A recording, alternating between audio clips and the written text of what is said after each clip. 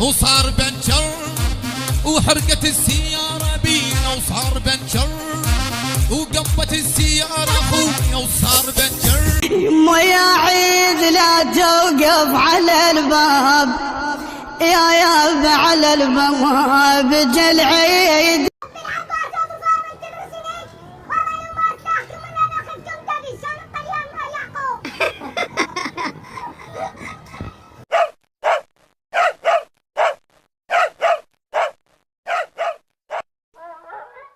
المنتخب العراقي من الناحية اليمنى البحث عن حلول لكيفية تغطية تدخل سالم الدوسري افتكها وبعد ذلك